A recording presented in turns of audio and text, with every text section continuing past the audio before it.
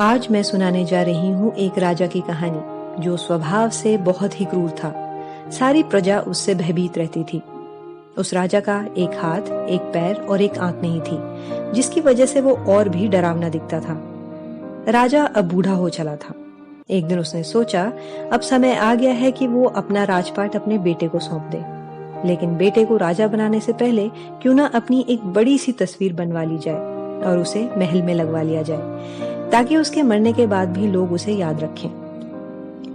इसके लिए राजा ने अपने राज्य के सबसे बेहतरीन चित्रकारों को बुलवाया और कहा, जो मेरी सबसे अच्छी तस्वीर बनाएगा उसे मैं इतनी दौलत दूंगा कि उसकी 10 पुश्तें भी इस दौलत को नहीं खर्च कर पाएंगी। साथ में राजा ने यह भी कहा, जो कोई मेरी सुंदर तस्वीर नहीं बना पाएगा उसे मौत की सजा दे दी जाएगी। मौत का नाम सुनते ही सारे चित्रकार डर गए और किसी ने भी हिम्मत नहीं की कि राजा की तस्वीर बनाए, क्योंकि बदसूरत राजा की सुंदर तस्वीर बना पाना मुश्किल था।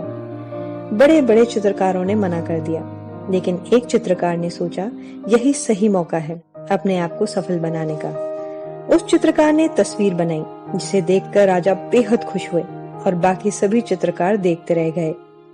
चित्रकार ने राजा की तस्वीर दिमाग लगाकर कुछ इस तरह बनाई थी, जिसमें राजा घोड़े पर शिकार कर रहे हैं, जिसकी वजह से उनकी एक आंख बंद है और उनका टूटा हुआ हाथ और पैर भी घोड़े के दूसरी ओर होने की वजह से छुपे हुए हैं। इस तरह अपनी सूझबूझ से उस चित्रकार ने राजा की कमियों को उस चित्र में बड़ी आसानी से छुपा लिया और राजा के क्रोध का शिकार हुए बिना मालामाल हो गया। तो दोस्तों, ये छोटी सी कहानी हमें ये सिखाती है कि लोग खराब सिचुएशन में दिमाग लगाने की जगह पीछे हट जाते हैं और उन्हें कभी भी कुछ बेहतर नहीं मिल पाता। अगर आपके जीवन में ऐसी कोई भी खराब परिस्थिति है तो समझ जाइए इसमें एक बहुत बड़ा मौका भी छुपा हुआ है। यकीन मानिए, खराब परिस्थिति में जो व्यक्ति दिमाग लगा लेता है उसे जीवन की सबसे बड़ी सफलता मिलती है, क्योंकि अगर आपको अपनी खराब परिस्थिति को संभालना आ गया तो आप बहुत जल्दी और बहुत तेजी से सफल होने वाले हो।